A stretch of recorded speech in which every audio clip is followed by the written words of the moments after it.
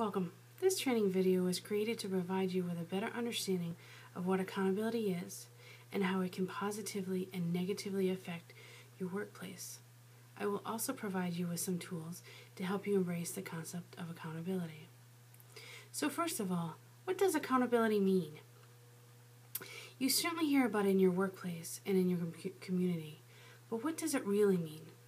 Does it mean to be responsible to do your job? Well, accountability means taking responsibility for your actions, not just doing your job, but taking responsibility for your behavior. Now, I'm not talking about others being accountable as supervisors or management. I am talking about the one person who has control over being accountable, you. Now, taking responsibility does not mean that you just own up to your behavior, but it also means learning from your mistakes. People make the mistake of thinking that by saying they're sorry, they are being accountable. That's wrong. It's important for you to learn what mistake you made, how to change it so it won't happen again, and have a clear understanding how your actions negatively affect others. So how do you know when you negatively affect others? Well, have you ever said something like that you later regretted? If you felt bad about it, think about how that other person or persons felt. So what did you do about it? Did you go back to the person or persons and apologize and clear it up? You can't take back your words or actions. However, owning up to your actions makes you accountable and shows that you care about how other people are affected. Being accountable changes how others view your negativity, and you learn from this experience. Think about this on another perspective.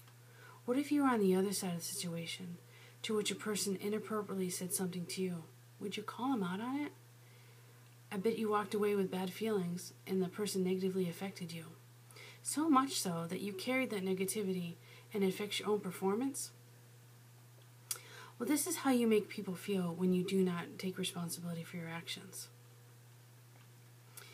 So the lesson is that we all make mistakes. But if we don't correct it, we impact others as well as the culture of the organization. So going back to the last situation, what if the person apologized? Would you feel better? Of course you would. So the lesson here is the golden rule, to treat others as you would want to be treated and apologize for your errors. However, in order for you to take accountability, you must be aware of your actions. Those who are tuned into other people's body language will know when they negatively affect someone. Have you ever seen this expression? What about this one? Or this one? If you've seen these type of faces, you need to stop your conversation and ask the person, did I say something that upset you? And pause for their reaction.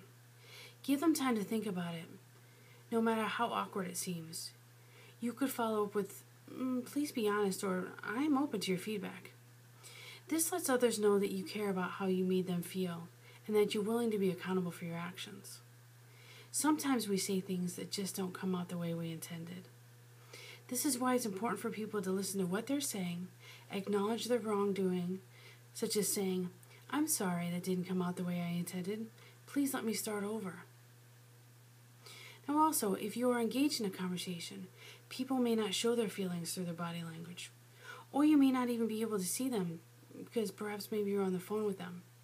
For these instances, check in with people to make sure the conversation is on track. Perhaps you could say, are we in agreement so far? Does this sound okay?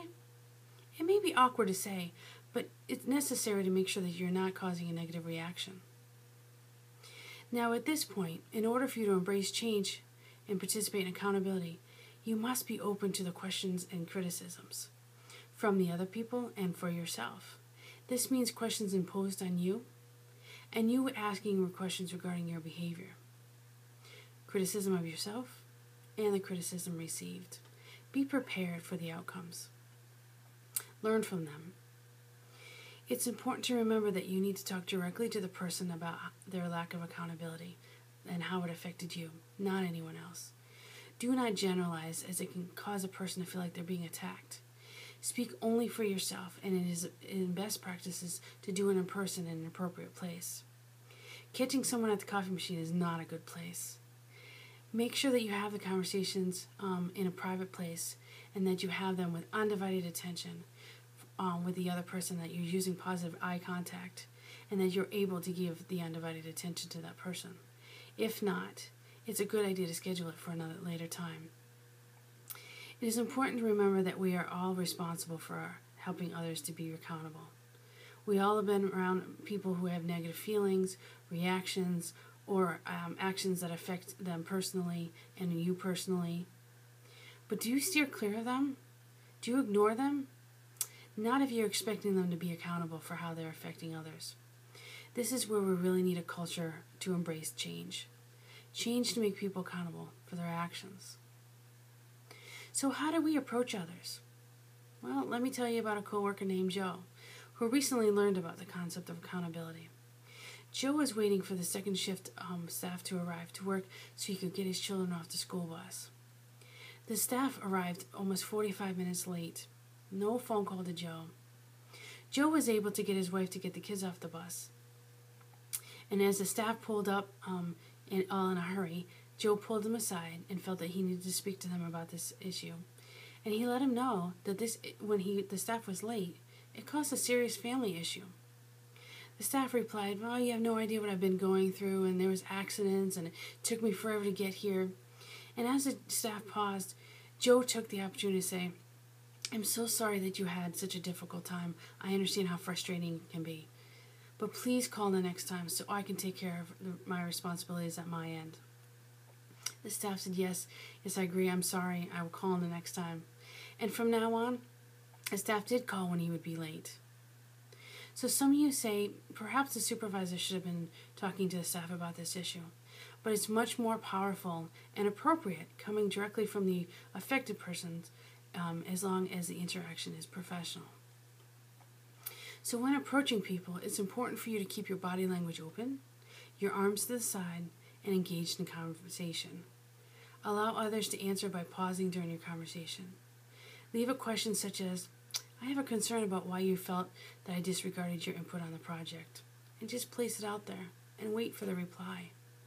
No need to add more details as long as you've asked a clear question, and let the other person gauge the conversation.